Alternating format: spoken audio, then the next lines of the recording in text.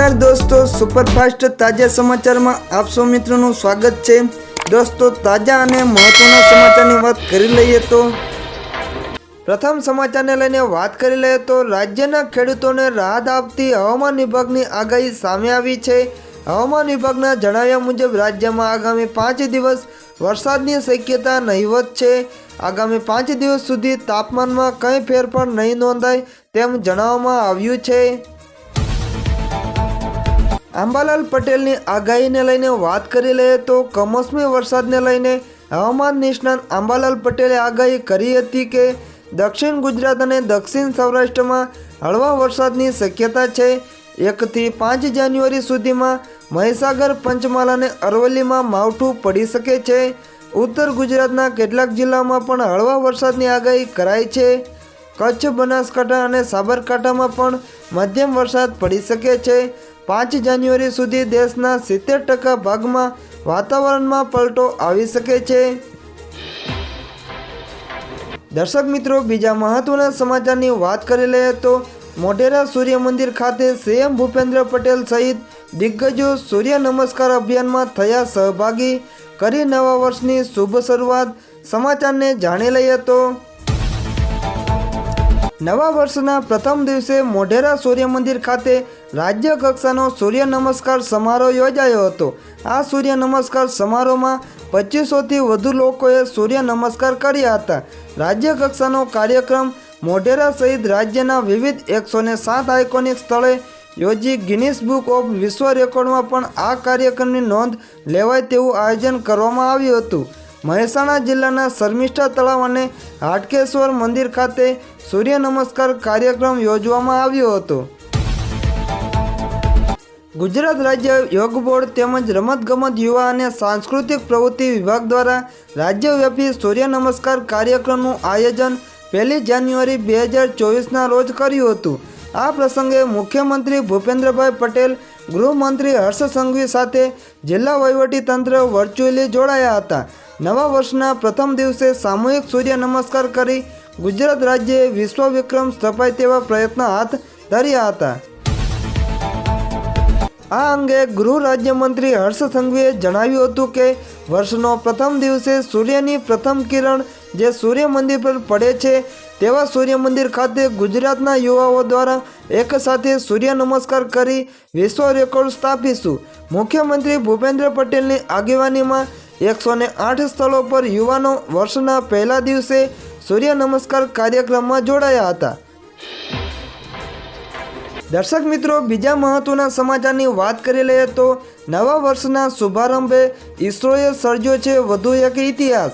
સમાચારને જાણી લઈએ તો ઈસરો એટલે કે ભારતીય અવકાશ સંશોધન સંસ્થા જે વર્ષ 2024ની શરૂઆત ધમાકેદાર કરી છે। અવકાશ એજન્સી નવા વર્ષના પ્રથમ દિવસે જ એક્સ-રે પોલારીમીટર સેટેલાઇટ સફળતાપૂર્વક લોન્ચ કર્યું છે। આ સાથે બ્લેક હોલના સ્ટડી મામલે આ સિદ્ધિ મેળવનાર ભારત વિશ્વનો બીજો દેશ બની ગયો છે। દર્શક મિત્રો, અતિ મહત્વના સમાચારની વાત કરી લઈએ તો સરકારી પરીક્ષાની તૈયારી કરનાર ઉમેદવારો માટે મોટા સમાચાર સામે આવ્યા છે। ગૌણ સેવાએ ભરતી કરી છે જાહેરાત। આ તારીખ સુધી કરી શકાશે અરજી। સમાચારને જાણી લઈએ। સ્પર્ધાત્મક તૈયારી કરતા વિદ્યાર્થીઓ માટે સારા સમાચાર સામે આવ્યા છે। ગૌણ સેવા પસંદગી મંડળ દ્વારા જાહેર મહત્વની ભરતી બહાર પાડવામાં આવી છે। અત્રે જણાવી દઈએ કે આંકડા મદદનીશની કુલ 188 જગ્યા પર ભરતી કરવામાં આવશે। અત્રે જણાવીએ કે ઓજસની વેબસાઇટ પર ઓનલાઈન અરજીની તારીખ 2 જાન્યુઆરીથી લઈને 16 જાન્યુઆરી 2024 સુધી કરી શકાશે।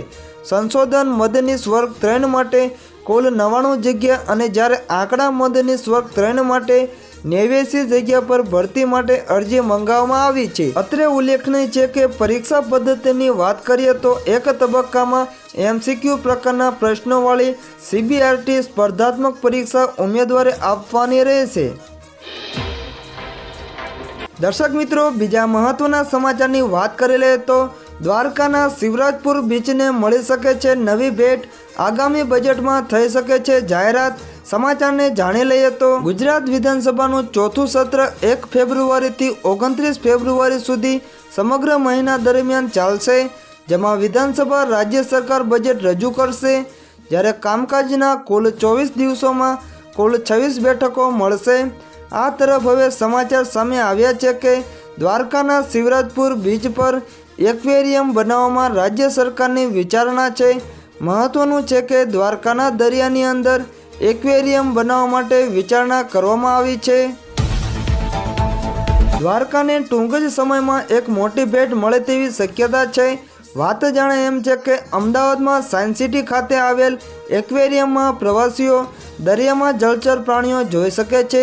જોકે હવે દ્વારકાના શિવરાજપુર બીચ પર એક્વેરિયમ બનાવવા રાજ્ય સરકારની વિચારણા હોવાનું સામે આવ્યું છે, જેથી હવે ટૂંક જ સમયમાં પ્રવાસીઓ દરિયામાં જળચર પ્રાણીઓ જોઈ શકે તે માટે નિર્ણય લેવાઈ શકે છે, જેને લઈને આગામી બજેટમાં જાહેરાત થઈ શકે છે।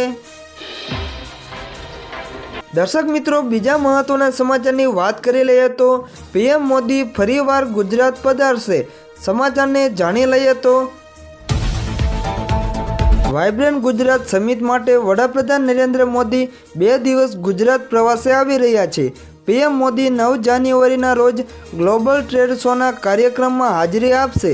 ગાંધીનગર હેલીપેડ ગ્રાઉન્ડ ખાતે યોજાનાર ગ્લોબલ ટ્રેડ શોને ખુલ્લો મુકાશે, તેમજ 9 જાન્યુઆરીએ પીએમ મોદી રાત્રે રાજભવનમાં રોકાશે, તેમજ 10 જાન્યુઆરીએ મહાત્મા મંદિરમાં વાઇબ્રન્ટ ગુજરાત ગ્લોબલ સમિતિનું ઉદ્ઘાટન કરશે।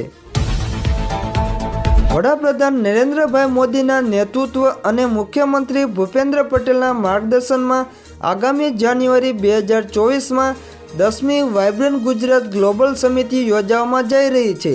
વાઇબ્રન્ટ ગુજરાત ગ્લોબલ સમિતિ 2024ના ભાગરૂપે આજે ગાંધીનગર ખાતે ઉદ્યોગ મંત્રી બલવંતસિંહ રાજપૂત અને જળ સંપત્તિ મંત્રી કુંવરજીભાઈ બાવળિયાની પ્રેરક ઉપસ્થિતિમાં વિવિધ પ્રતિષ્ઠિત કંપનીઓ તેમજ સરકારના વિવિધ વિભાગો સાથે કુલ રૂપિયા 24,707 કરોડના 30 MOUs સાઇન એક્સચેન્જ કરવામાં આવ્યા હતા। આ MOUsના અમલીકરણ થકી ગુજરાતમાં વિવિધ ક્ષેત્રે 38,000થી વધુ યુવાનોને પ્રત્યક્ષ અને પરોક્ષ રોજગારીની તકો ઉપલબ્ધ થશે। દર્શક મિત્રો, બીજા મહત્વના સમાચારની વાત કરી લઈએ તો લોકસભા ચૂંટણી પહેલાં ગિફ્ટ સિટીને મળશે વધુ એક ભેટ। મેટ્રો કનેક્ટિવિટીને લઈ ગાંધીનગર વાસીઓ માટે ગુડ ન્યૂઝ। સમાચારને જાણી લઈએ તો ગાંધીનગરમાં આવેલું ગિફ્ટ સિટી અત્યારે ચર્ચાનું કેન્દ્ર બન્યું છે। દારૂ પરમિટ બાદ ગિફ્ટ સિટી માટે વધુ એક મહત્વના સમાચાર સામે આવ્યા છે। આગામી એપ્રિલ મહિના સુધીમાં મોટેરાથી ગિફ્ટ સિટી અને ત્યાંથી સેક્ટર 1 સુધી મેટ્રો પ્રાયોગિક ધોરણે મેટ્રો શરૂ થાય તેવી પૂરેપૂરી સંભાવનાઓ સેવાઈ રહી છે। મોટેરાથી ગાંધીનગરના સેક્ટર 1 સુધી મેટ્રોની કામગીરી અંતિમ તબક્કામાં ચાલી રહી છે, ત્યારે મોટેરાથી ગાંધીનગર સેક્ટર 1 સુધી લોકસભાની ચૂંટણી પહેલાં મેટ્રો પ્રાયોગિક ધોરણે ચાલુ કરે તેવી સંપૂર્ણ શક્યતા છે। તો બીજી તરફ વાત કરવામાં આવે તો કાંકરિયા ઈસ્ટ સ્ટેશન પણ બનીને તૈયાર થઈ ગયો છે। હવે તેને ચાલુ કરવા માટે ગ્રીન સિગ્નલની રાહ જોવાઈ રહી છે।